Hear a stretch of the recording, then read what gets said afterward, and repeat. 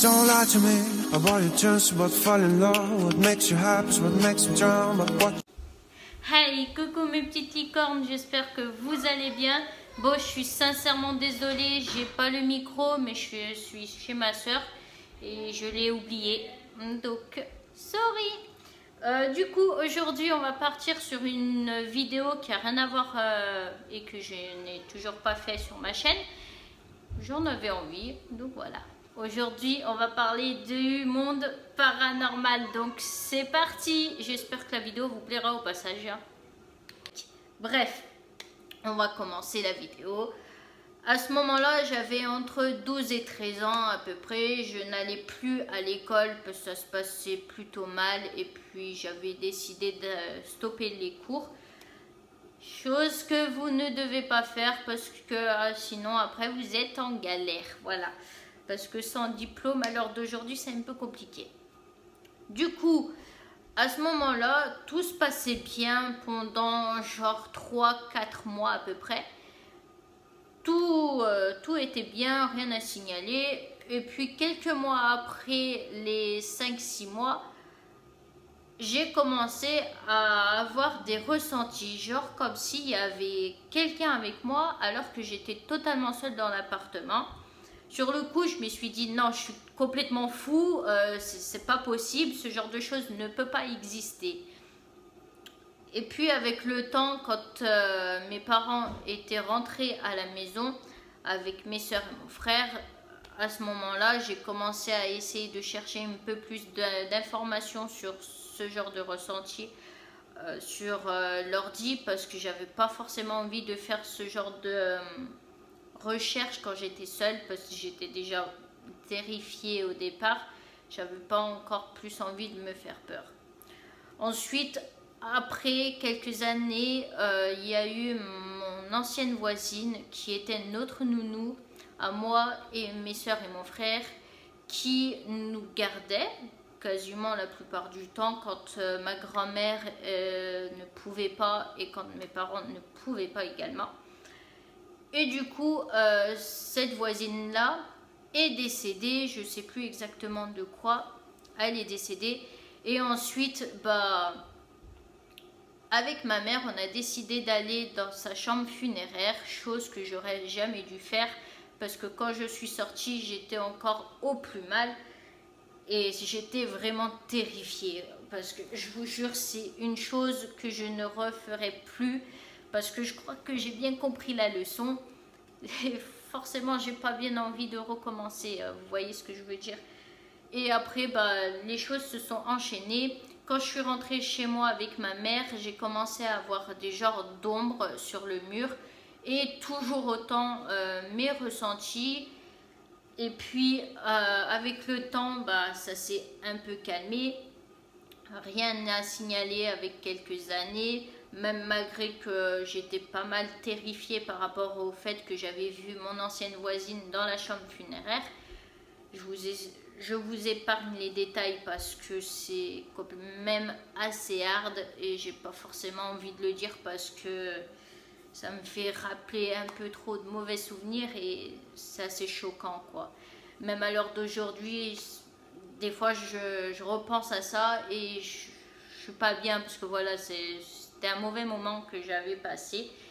Ensuite, il y a eu le décès de ma grand-mère il y a quelques années de ça.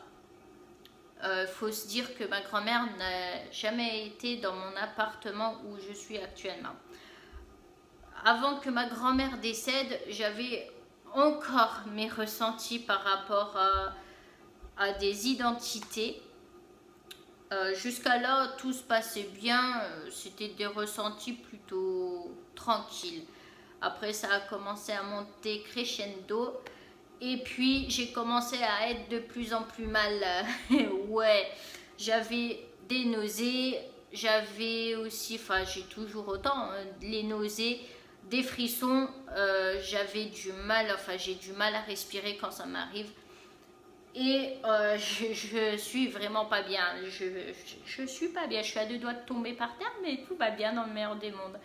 Bref, et du coup, j'en ai parlé sur des groupes Facebook de ce genre de ressenti on m'a dit que cela c'était un don que j'avais et que j'étais en gros médium. Du coup, je m'étais renseignée un peu plus sur le sujet et j'ai vite compris que oui, je suis médium avec des ressentis. Même si des fois, j'aimerais que si c'est des bonnes identités, je me dis j'aurais aimé voir une ombre d'une identité assez bonne, quoi. Mais pas une identité mauvaise, vous voyez ce que je veux dire. Mais bon, après, chacun vit son don comme il veut ou a le don comme il a, bref. Parce que je connais des gens qui ont le don et qui les ressentent, qui les voient, qui les entendent, alors que moi, par moment, j'arrive à les voir et par moment, bah, j'ai juste les ressentis et basta. Mais c'est déjà assez bien, c'est déjà pas mal. Ensuite, avec les années, comme je disais, bah, ça a augmenté au niveau de mes ressentis. Ma grand-mère était partie et ensuite, bah, comme j'étais vraiment pas bien, quelques jours après, mon grand-père aussi est décédé. Enfin, son mari est décédé. Je m'entendais pas spécialement avec mon grand-père. Il y avait plutôt des conflits entre lui et moi. Et du coup, bah, je sais pas si ce genre de sensation c'est à cause de lui ou si c'est une autre identité qui est plutôt mauvaise qui vit dans l'appartement où je suis. Du coup, ce que j'ai décidé de faire, c'est de purifier, de nettoyer mon appartement. J'ai commencé à nettoyer et à acheter de l'encens dans un magasin spirituel et j'ai commencé à passer dans toutes les pièces de l'appartement et depuis 1 an à peu près, je n'ai plus rien du tout. Je suis satisfait. Il y a juste quand je vais marcher ou quand je vais faire de l'urbex que à ce moment-là, mes ressentis réapparaissent. Mais bon, après, ça dépend de là où je suis. Ça dépend si par exemple, je suis dans un bâtiment assez vieux qui est également à l'abandon. Peut-être qu'il peut avoir des énergies bonnes et négatives. Mais bon, après, bien sûr, j'essaye de me calmer, quoi, de me dire que tout va bien. Voilà, dans le meilleur du monde, je fais du yoga. Hein, toujours positiver et ne jamais montrer que vous ayez peur parce que sinon, ça risque d'être un peu compliqué, quoi. Et du coup, pour clore cette vidéo, je compte aussi à vous préciser de ne jamais jouer au Ouija. Je le répète, ne jouez jamais au Ouija parce que ça peut être très dangereux. Ceux qui ne s'y connaissent pas vraiment dans le monde paranormal peuvent avoir des démons ou peuvent rencontrer des bonnes énergies, mais les bonnes énergies, c'est plutôt très rare. Il y a plutôt du démon ou des énergies plutôt assez négatives. Donc faites attention. Moi je le dis, c'est pour vous, c'est pas pour moi. Comme je le répète, moi je me suis assez renseignée sur le sujet. J'ai travaillé sur ce sujet-là. Et puis c'est quelque chose qui me passionne avec le temps. Le monde paranormal. Du coup aussi, j'ai oublié de préciser que j'ai acheté également ça. C'est des pierres précieuses. En fait, ça attrape les mauvaises énergies. Enfin, voilà, les mauvaises énergies.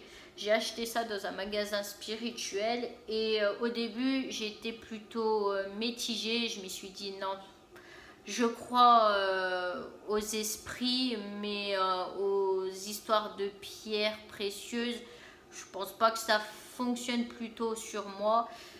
Et puis, je l'ai porté tout du long au travail. Et quand je suis rentrée chez moi, bah, je peux vous confirmer que ça a un effet plutôt positif sur moi, que ça fonctionne plutôt bien.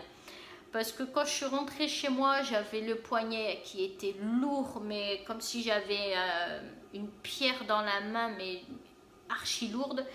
je l'avais nettoyé et j'avais mes ressentis encore une fois. Et j'étais vraiment pas bien quand je l'ai nettoyé.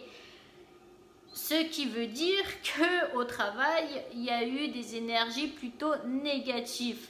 Donc du coup, moi ce que je me suis dit, c'est que pour encore mieux me protéger ou pour tester, pour voir si c'est beaucoup plus efficace sur moi que ce genre de pierre, je compte également m'acheter l'œil du tigre mais en collier parce que j'ai plus l'habitude de porter des colliers que des bracelets comme ça. Des fois même je l'oublie, mais bon. Après, chacun est libre d'y croire et de ne pas y croire, bien entendu. Mais restez respectueux, bien sûr. Restez respectueux, c'est très important. Après, je comptais également essayer de voir si j'arrive à trouver une histoire paranormale dans une maison ou dans un bâtiment abandonné, enfin tout ça. Mais comme je n'ai pas encore le permis, c'est un peu compliqué de me déplacer assez loin pour faire ce genre d'exploration. Mais bon, je vais essayer de trouver, mais je garantis rien. Bref, je termine cette petite vidéo, la team, en vous souhaitant une très bonne soirée. Faites attention à vous. Ne jouez pas au Ouija. Prenez soin de vous. Je vous fais plein de gros bisous et des gros cœurs sur vous, la team. Allez, je vous aime fort, la team. Bisous, mes licornes.